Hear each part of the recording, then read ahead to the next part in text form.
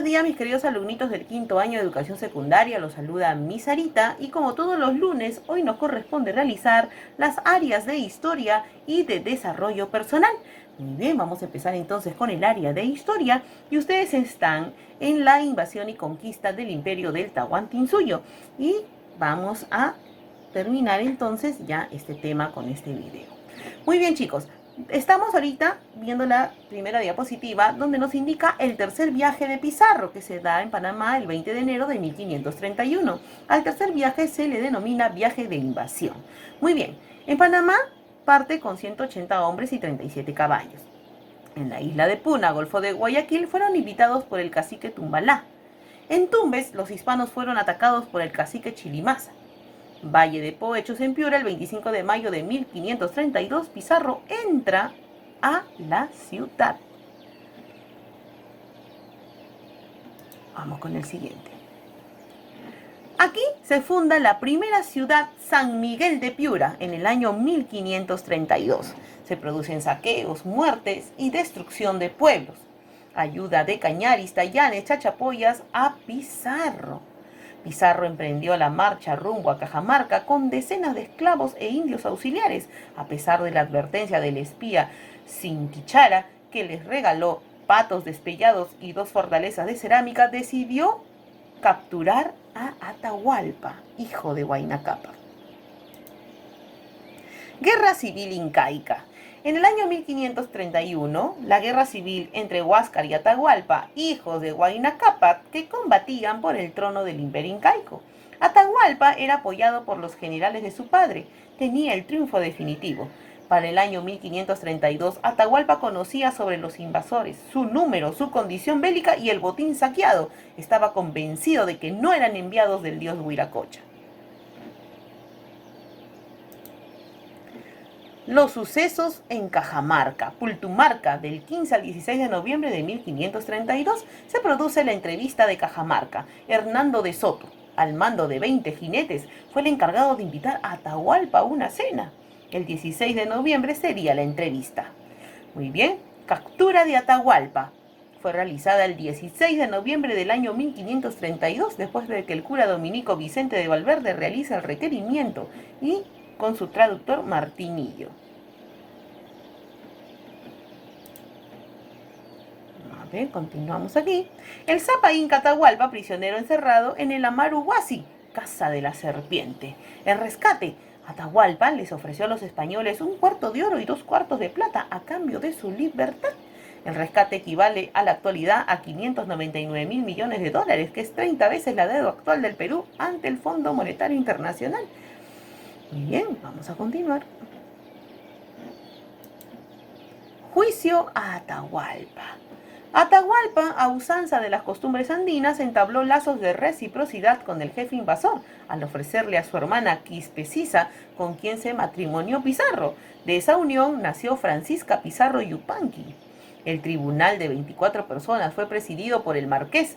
Los cargos contra Atahualpa fueron 12, siendo los principales usurpar el poder, por fratricida, por idólatra, por polígamo, por incestuoso, por conspirador, por no cumplir con el rescate, y lo sentenciaron a morir quemado vivo. Atahualpa mandó a sus generales a matar a su hermano Huáscar y a todo su panaca. Atahualpa es llevado a juicio y condenado a morir quemado, pero se bautizó y así se cambió la pena por el garrote. El 26 de julio de 1533, Atahualpa fue ejecutado y murió a garrotazos. La caída del imperio. ¿Cómo 168 españoles conquistaron un gran imperio? Consideremos lo siguiente entonces: el descontento de los reinos señoriales conquistados por los incas, los cañaris, los huancas y los chachapoyas. La rivalidad entre cusqueños y quiteños, que apoyaron a Huáscar y Atahualpa respectivamente. Y el abandono de los principios de cohesión social del imperio. Marcha de Cajamarca a Cusco. Se reparte el botín y Pizarro nombra a Tupahualpa, Toporpa, como inca, primero de la conquista. Condujo su ejército al Cusco, partiendo de Cajamarca el 11 de agosto de 1533. El inca muere súbitamente. Calcuchimac es acusado de envenenarlo y muerto por esto. Pizarro llega a Cusco, nombra como inca a Manco Inca, hijo de Huayna Cápac, partidario de Huáscar y enemigo de Atahualpa. Con esto se sella la alianza hispano-quechua. En noviembre de 1533 los españoles ingresan a Cusco y la saquean, apoderándose del oro y plata de los templos como el Coricancha y de los palacios. El 23 de marzo de 1534 se funda la ciudad española de Cusco. Resistencia indígena. A la muerte de Atahualpa, los generales del Inca organizan la resistencia militar. Librarían más de 10 batallas versus los españoles.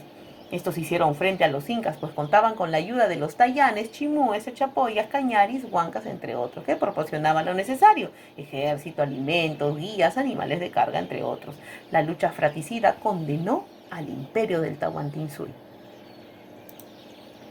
La rebelión de Manco Inca. La resistencia de Vilcabamba abarca desde el inicio de la invasión española hasta los primeros años del virrey Toledo. Ante la muerte de Atahualpa, sus generales, encabezados por Quisquis, luchan contra los españoles y sus aliados, los indios centroamericanos y los cusqueños huascaristas. El líder indígena contó con el apoyo de otros generales atahualpistas como Calpuchimac y Rumiñahui, quienes se organizaron para iniciar la ofensiva contra los españoles. Esta resistencia duraría 3 años, de 1536 a 1539, durante los cuales se lanzaría 2 ofensivas. Muy bien. Manco Inca entonces reúne a un poderoso ejército desde el Valle Sagrado de los Incas, cercando a la ciudad imperial de los Incas. Sacsayhuamán fue defendida por Tito Cusihualpa, Cahuide. Resiste versus los españoles, pero el refuerzo de los indios colaboracionistas, como siempre. La participación oportuna de Diego de Almagro y sus huestes hicieron posible la recuperación del Cusco y de la fortaleza del Sacsayhuamán.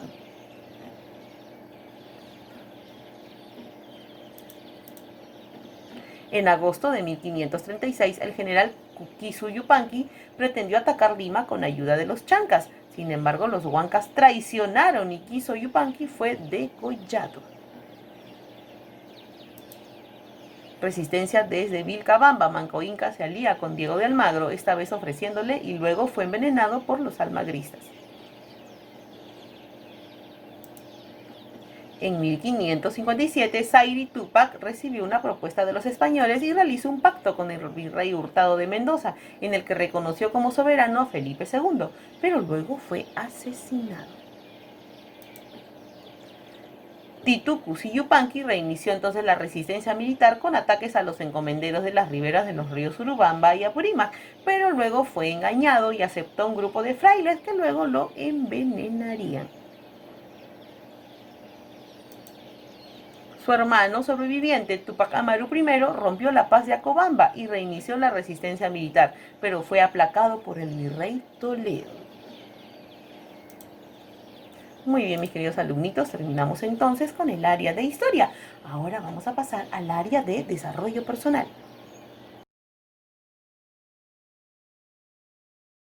Muy bien, mis queridos alumnitos del quinto año de educación secundaria, los saluda mi Sarita entonces y vamos a continuar con el área de desarrollo personal. Ustedes están en el tema número 2, que son los procesos cognitivos. Así que hoy vamos a seguir con ese tema. Muy bien. Recordemos, chicos, que los procesos cognitivos se entienden como todo aquel conjunto de operaciones mentales que realizamos de forma secuenciada con el fin de obtener algún tipo de producto mental. ¿Qué nos permiten los procesos cognitivos? Se trata de cada una de las operaciones que realizamos, lo cual nos permite captar, codificar, almacenar y trabajar. Muy bien. Vamos a ver entonces que los procesos cognitivos básicos es primeramente la percepción. La percepción es el proceso de extracción activa de información de los estímulos y elaboración y organización de representaciones para la dotación del significado. A diferencia del resto de las funciones cognitivas, presenta la característica distintiva de tener su origen en la interacción física que se da entre el medio y el organismo a través de los sentidos. Recuerden que los sentidos es vista, oído, olfato, gusto y tacto, con lo que viene a ser el punto de encuentro entre lo físico y lo mental. Percibir entonces es más que ver, oír, oler, saborear o tocar. La percepción puede ser considerada como el origen y la base de todo nuestro conocimiento del mundo, del que se alimentan las demás funciones cognitivas y del que llegan a depender en buena parte las emociones, sentimientos y afectos, que son las que promueven la conducta. Componentes del proceso perceptivo. El componente perceptivo o el proceso perceptivo tiene los siguientes componentes. La respuesta, que los seres humanos no percibimos las diversas manifestaciones de la energía del medio ambiente en porciones aisladas, sino que estos elementos de la estimulación resultan organizados en estructuras perceptuales y jerárquicas. Luego tenemos el estímulo, que es el input sensorial. Algunas de sus características son contener información y no solo energía, contener aparte de la información del medio y la que añade el sujeto, de modo que éste realiza una reconstrucción del estímulo.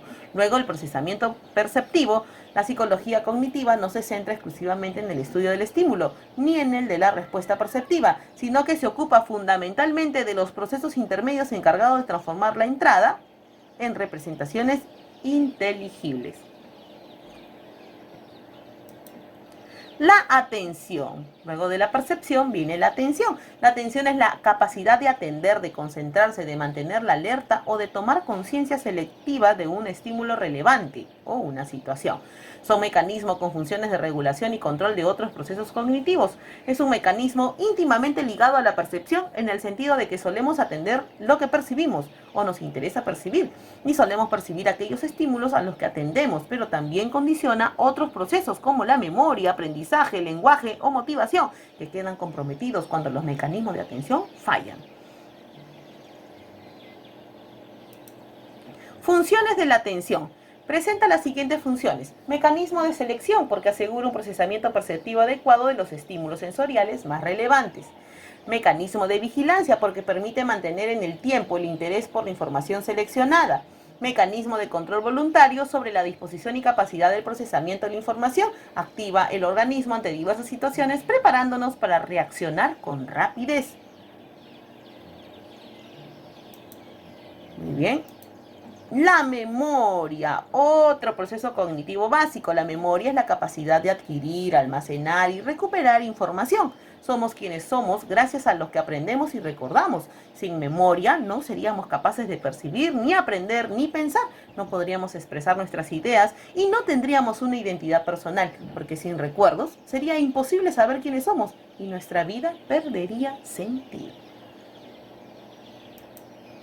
Muy bien, la memoria presenta codificación, que es la transformación de los estímulos en una representación mental. En esta fase, la atención es muy importante por la dirección y la intensidad. Luego tenemos el almacenamiento, consiste en retener los datos en la memoria para utilizarlos posteriormente. Luego tenemos la recuperación, que es la forma en que las personas acceden a la información almacenada en su memoria. Puede ser espontánea, cuando los recuerdos surgen de forma casual o voluntaria. Bien. El olvido. El olvido es la incapacidad de recordar nombres, fechas, hechos o acontecimientos. Se produce por una saturación de información o fallos en la recuperación, aunque recordar todo sería tan terrible como no recordar nada. Muy bien, mis queridos alumnitos, terminamos entonces la clase del día de hoy. Espero que tengan un bonito lunes y nos vamos a reencontrar el día viernes con las clasecitas de ciudadanía, geografía y economía. Cuídense mucho, por favor, y nos vemos la próxima clase.